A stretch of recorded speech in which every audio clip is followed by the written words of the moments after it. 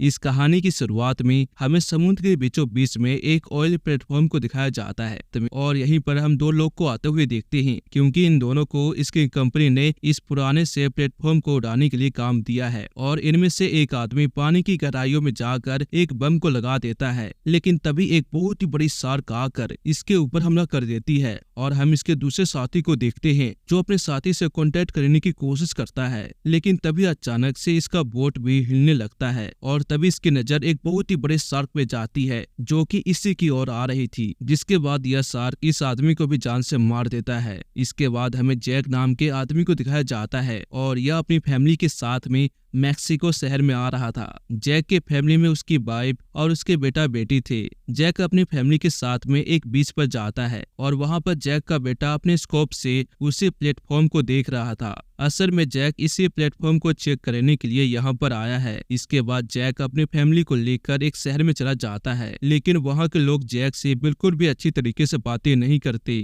इसके बाद जैक एक आदमी के पास में जाता है जिसका नाम डैन है, लेकिन यह आदमी भी जैक से अच्छे से बातें नहीं करता। और तभी वहाँ पर जैक की बीवी आ जाती है और डैन से कहती है कि हमें यहाँ पर रुकने के लिए एक होटल चाहिए, क्या आप हमारी मदद कर सकते हो। जैक की बीवी कुछ पैसे डैन को देती है, जिसके बाद डैन जैक की पूरी फैमिली को एक होटल में लेकर जाता है, लेकिन जैक को यह होटल बिल्कुल भी पसंद नहीं आता। और जब डैन जैक को यह कहता है कि तुम अपनी फैमिली का ध्यान रखना, जिसके बाद जैक उससे पूछता है कि क्या यहाँ पर कोई खतरा है, और डैन उसे बताता है कि हाँ, ब्लैक डीवन। इतना कहकर डैन यहाँ से चला जाता है, लेकिन जैक इसकी बातों पर बिल्कुल भी ध्यान नहीं देता। इसके बाद जैक के पास में उसी के कंपनी का फोन आता है और उसकी कंपनी उससे कहती है कि तुम एक बार जाकर ऑयल प्लेटफॉर्म को चेक करो। इसके बाद जैक समुद्र के किनारे चला जाता है, जहाँ पर पहले से ही इसकी कंपनी ने एक बोट को भेज दिया था। वहीं पर एक गार्ड बैठा होता है और जैक इस गार्ड से कहता है कि तुम रेडियो से मैसेज भेजो कि मैं वहाँ पर आ रहा हूँ, लेकिन यह गार्ड ऐसा नहीं करता और इसे मना कर देता है। इसके बाद यह आदमी जैक को अपने बोट पर बैठा कर ले जाने लगता है और तभी जैक इससे पूछता है कि पता नहीं इस पूरे शहर को हो क्या गया है। इसके बाद यह आदमी जैक को बताता है कि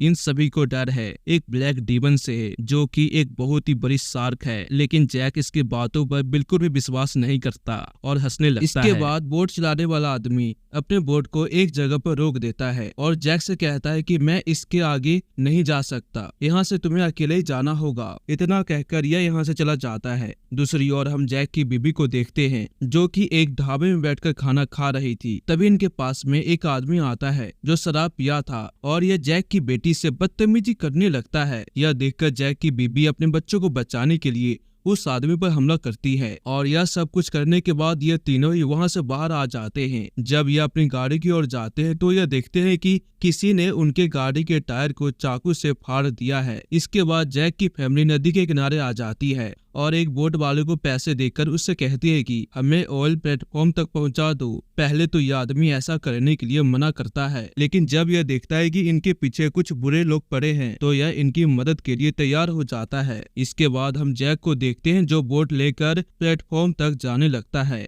जैक देखता है कि प्लेटफॉर्म के आसपास का पानी लाल है, जो कि बहुत ही ज्यादा अजीब था। इसके बाद जैक प्लेटफॉर्म के अंदर में चला जाता है और आवाज लगाने लगता है कि कोई है क्या, लेकिन कोई भी जवाब नहीं देता।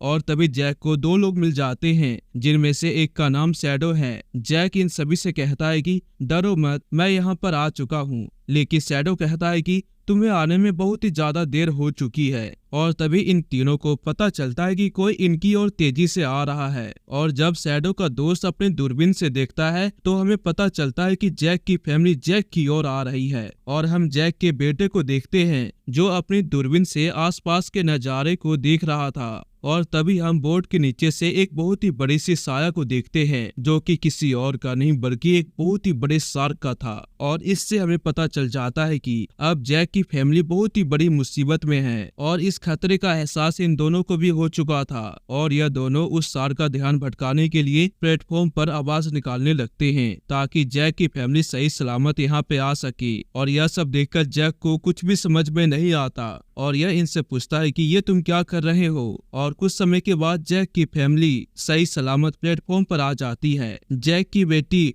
बोट के सहारे खड़ी थी और जैसे ही बोट आगे जाता है तभी जैक की बेटी पानी में गिर जाती है और उसे पानी के अंदर बहुत ही भयानक भयानक नजारे दिखाई देते हैं, यानी कि इंसान के कटे हुए बॉडी थे जो देखने में काफी ज्यादा भयानक था। लेकिन तभी जैक अपनी बेटी को पानी से बाहर निकाल लेता है। इसके बाद शैडो जैक की बीबी को दूरबीन देता है और जैक की बीबी दूरबीन से देखती है कि जो बोट उन्हें बचाकर यहाँ पे लाया था उसके ऊपर एक बहुत ही बड़ी शार्क हमला कर देती है और यह शार्क इतनी बड़ी थी कि उस आदमी के साथ साथ उसके बोट को भी खा जाती है। और यह सब देखकर जैक की बीबी बहुत ही ज्यादा हैरान हो चुकी थी। और तभी शैडो बताता है कि जो कोई भी इस जगह पर एक बार आ जाए वह कभी भी वापस लौट कर नहीं जा सकता, क्योंकि जो भी जाने का कोशिश करता है उसे यह शार्क खा जाती है और हम यहाँ पर किसी को मदद के लिए बुला भी नहीं सकती। और पता नहीं तुम यहाँ पर क्यों आ गए, लेकिन जैक को अभी भी इनकी बातों पर यकीन नहीं होता। और तभी जैक कहता है कि हमें इस प्लेटफॉर्म पर कुछ मरम्मत करनी होगी। इसके बाद यह तीनों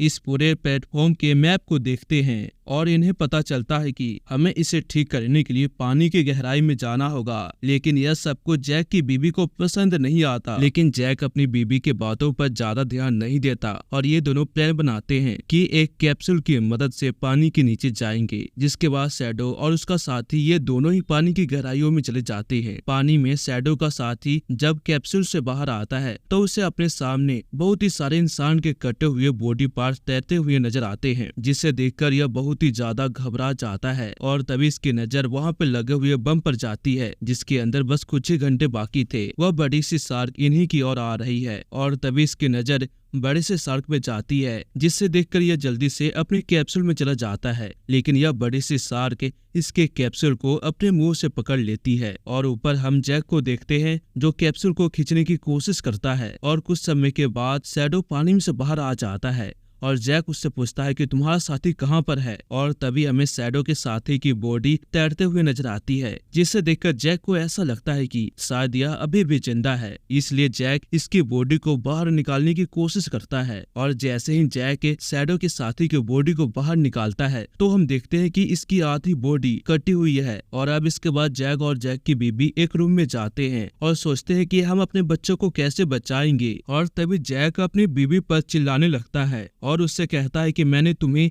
एक सेफ जगह पर छोड़कर आया था तो तुम यहाँ पर क्यों आ गई। यह सुनकर जैक की बीबी रोने लगती है और उससे कहती है कि जहाँ पर तुमने हमने छोड़ा था वहाँ पर एक शराबी आकर हमारी बेटी को तंग करने लगा था, तो मैं कैसे उस जगह पर रह सकती हूँ। इसके बाद जैक शैडो के साथ मिलकर यहाँ के जनरेटर को ठीक करने की कोशिश करता है। इसके बाद जैक की बीवी को हम देखते हैं जो कुछ खोजने की कोशिश करती है और तभी इसे कुछ पेपर मिल जाते हैं। और इस पेपर से जैक की बीवी को साफ साफ यह पता चलता है कि जैक से उसकी कंपनी के द्वारा यह पूछा गया था कि क्या इस जगह की कंडीशन अभी ठीक है, जिस पर जैक ने अपने रिपोर्ट में कहा कि यहाँ की कंडीशन बिल्कुल ठीक है, लेकिन असलियत में ऐसा बिल्कुल भी नहीं था। इसके बाद हम जैक के बेटे को देखते हैं जो प्लेटफॉर्म के किनारे बैठा था और तभी शार्क की टक्कर प्लेटफॉर्म से होती है, जिसकी वजह से जैक का बेटा पानी में गिर जाता है। और जैक अपने बेटे की आवाज को सुनकर अपने बेटे की ओर तेजी से जाता है। जैक की बीवी भी अपने बेटे की आवाज सुनती है और वह तुरंत अपने बेटे को बचाने के लिए पानी के अंदर कूद जाती है बिना कुछ सोचे समझे। और तभी हम शार्क को भी देखते हैं जो इनकी ओर आता जा रहा था, लेकिन जैक अपनी फैमिली को किसी तरह से बचा ही लेता है। और अब जैक की बीवी जैक से पूछती है कि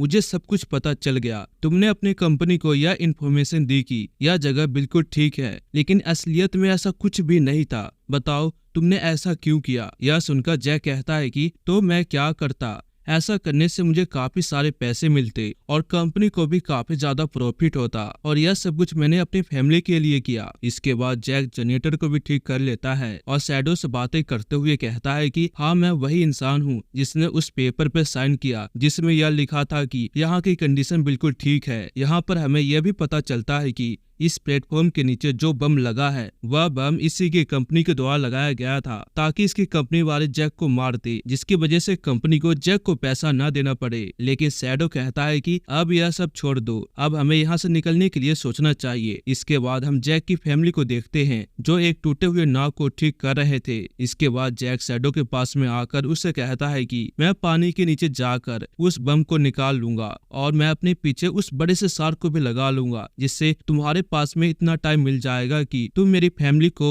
लेकर यहाँ से निकल सको। यह सब सुनकर शैडो समझ जाता है कि जैक हम सभी को बचाने के लिए खुद का सेक्रीफाइस देना चाहता है। और जब बम को फटने में 10 मिनट होता है तो जैक अपनी फैमिली के पास में जाता है और अपनी बीवी को झूठ कहता है कि मैं उस बम को लेने के लिए जा रहा हूँ ताकि यह हमारे रास्ते में काम आए। इसके बाद जैक शैडो को गुड बाय कहकर पानी में कूद जाता है और इसके तुरंत बाद ही शैडो जैक की पूरी फैमिली को लेकर एक नाव में बैठकर यहाँ से जाने लगता है। दूसरी ओर हम जैक को देखते हैं जो किसी तरह से उस बम के पास में पहुंचकर बम को निकाल लेता है, लेकिन उसे यह अंदाजा भी हो चुका था कि वह बड़ी सी शार्क उसी की ओर आ रही है और जैक उसे बचने के लिए एक छोटे से जाल में छिप जाता है। और तभी जैक का ऑक्सीजन भी खत्म होने लगा था। इसी बीच जैक अपने रेडियो से अपनी बीवी से बातें करता है और उससे कहता है कि मैं अब वापस नहीं आ सकता। यह सब सुनकर उसकी बीवी उससे कहती है कि हम तुम्हारे बिना क्या करेंगे। इतना कहकर जैक वहां से निकल जाता है, जिसके बाद यह बड़ी सी शार्क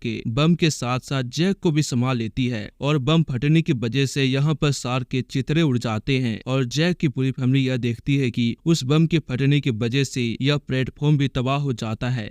और इसी के साथ यह कहानी यहीं पे खत्म हो जाती है।